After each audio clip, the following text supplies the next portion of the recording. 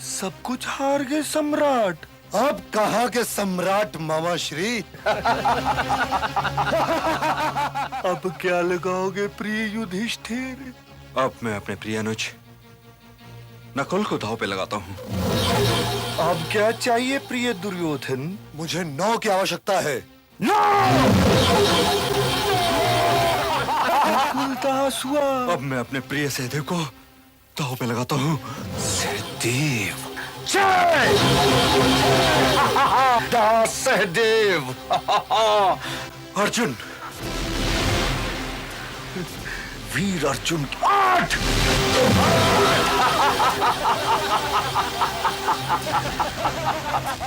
मैं अपने भाई भीम को दांव पे लगाता हूँ। भांजे, बलवान भीम।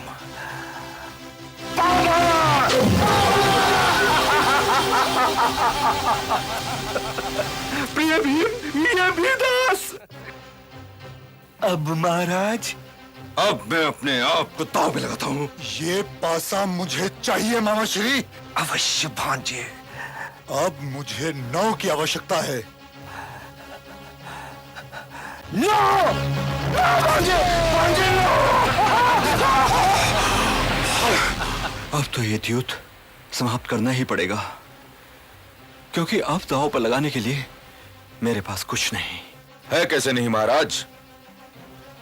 वो अभिमानी, वो मृग नयनी द्रौपदी जो है आपके पास। महाराज, इस सभा में आपकी पुत्रवधू का नाम इस अनादर से लिया गया और आप ये सुनकर भी चुप रह गए। भ्राता श्री, लगाते हैं द्रौपदी को दांव पर। हाँ। मामा श्री, मुझे 9 की आवश्यकता है। द्रौपदी आज से मेरी दासी है युधिष्ठिर। और मुझे हार जाने वाले उस जुआरी से ये पूछो कि वो पहले अपने आप को हारा था या मुझे।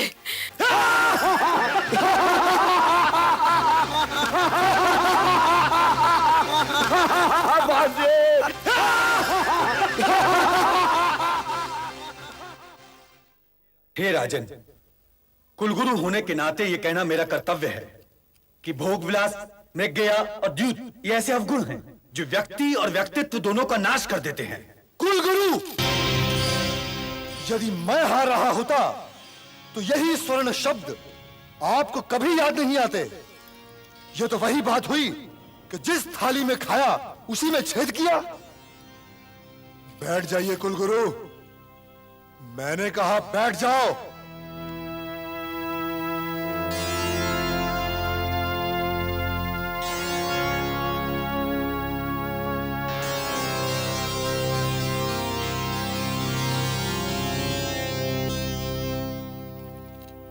जब बांस का अंत होने वाला होता है महाराज, तो उसमें फल आ जाते हैं। दुर्योधन भी हस्तिनापुर की राजनीति का एक फल है महाराज। फिर भी यदि आप सोच सकते हैं तो सोचिए। द्रौपदी कुलवधू है, उसका अपमान कुल का अपमान है। पितामह, द्रौपदी अब कुलवधू नहीं है। आज से वो मेरी दासी है, दासी। और वो भवन में दूसरी दासियों के साथ रहेगी और उन्हीं के प्रकार काम काज करेगी।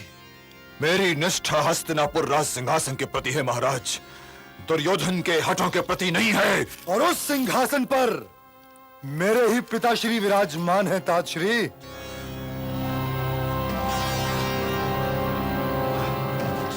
मैं ताजश्री से सहमत हूं पिताश्री। भाभीश्री का अपमान सारे भरतवंश का अपमान है। विकर्ण, मैं तुमसे मान सम्मान के विषय में कुछ नहीं सुनना चाहता। बैठ जाओ।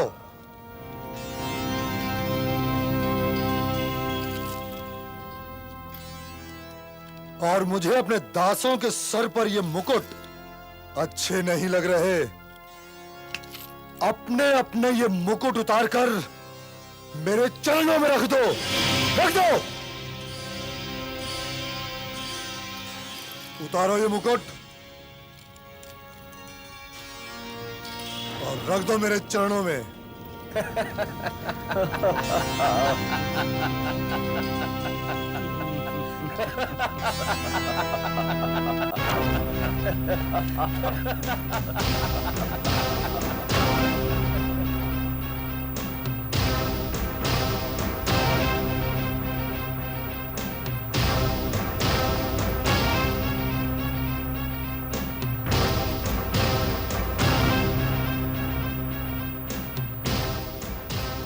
युवराज की जय हो।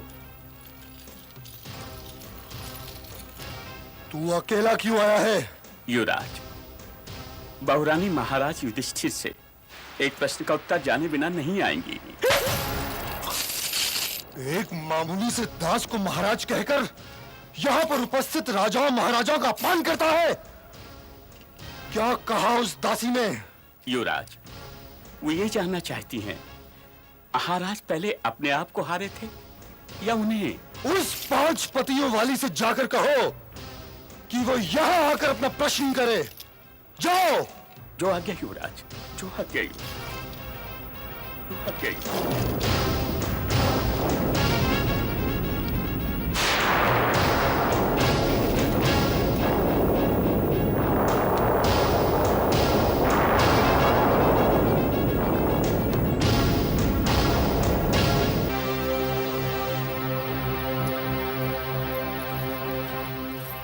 क्या उत्तर लाए मेरे प्रश्न का?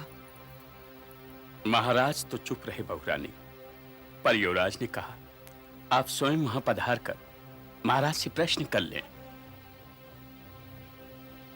तो मेरे लिए एक कष्ट और उठाओ। वहां जाओ और उनसे कहो कि द्रौपदी केवल अपने बड़ों के आदेश का पालन करेगी। यदि पितामह यही चाहते हो कि कुरु राजघराने की लाज द्योतगृह में आए, तो मैं अवश्य चलूंगी। यदि ज्येष्ठ पिताश्री की आज्ञा हो तो मैं इस आज्ञा का पालन करूंगी। यदि काकाश्री इसे उचित जानते हो कि मैं वहां आऊं, तो मैं वहां अवश्य आऊंगी। परंतु यदि ये लोग ये नहीं चाहते तो मैं वहां नहीं चलूंगी। युवराज मुझे फिर लौटाएंगे बहुरानी। तो क्या तुम अपनी बहुरानी के लिए इतना कष्ट भी नहीं उठा सकते? जो आज्ञा, जो आज्ञा बहुरानी।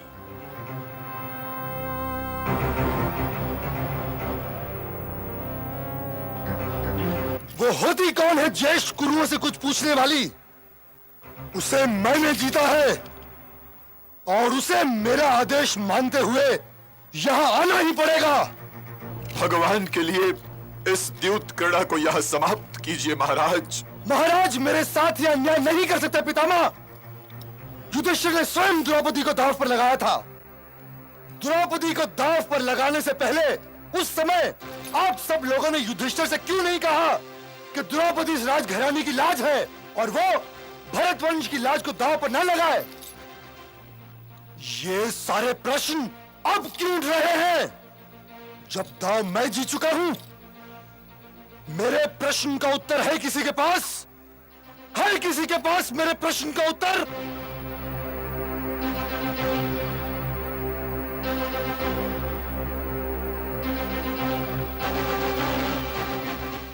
दुशासन। जी भ्राताश्री।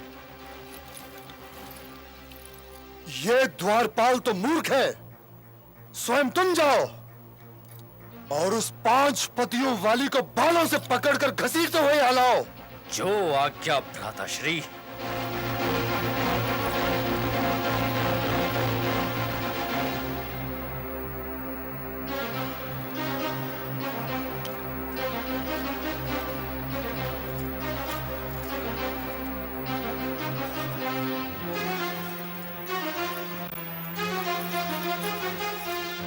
चल, तुझे हमने जीत लिया है।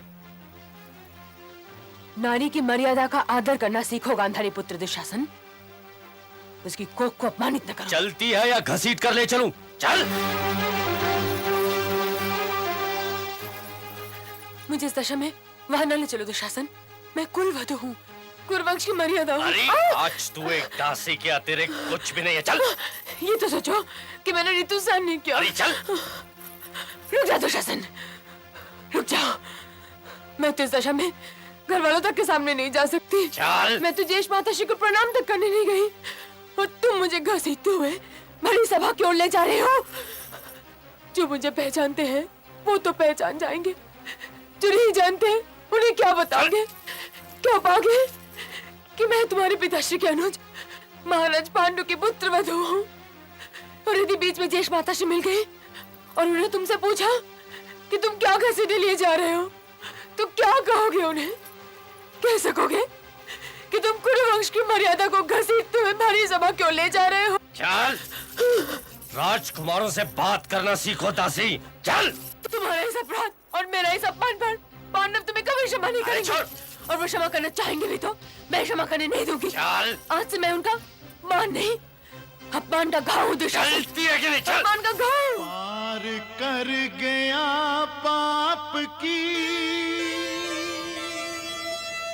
हर सीमा को नीच, कुल मर्यादा खींचता भरी सभा के बीच। चल। छोड़ दे मुझे।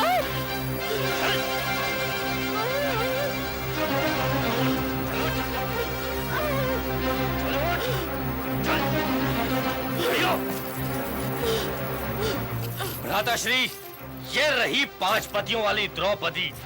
क्या कहा था तूने? अंधे का पुत्र अंधा? दुशासन, इस दासी को मेरी जंघा पर बिठा दो। दुर्योधन, इस अपमान के लिए मैंने तेरी जंघा न तोड़ी तो 7 जन्मों तक तेरा दास बनना स्वीकार करूंगा। क्षत्रियों की भाषा भूलने का प्रयत्न करो दास। चिंता न करो मित्र, कुछ भूलने और कुछ सीखने में कुछ समय तो लगता ही है। ये सब के सब धीरे धीरे भूल जाएंगे कि ये क्षत्रिय हैं। और धीरे धीरे ये दास बनकर जीना सीख ही लेंगे प्रिय भांजे। देखना यह है कि उस भरी सभा में मुझे सूत पुत्र कहकर अपमानित करने वाली ये अभिमानिनी द्रौपदी अपने पुत्र को दास पुत्र कहना कितने दिनों में सीख पाती है।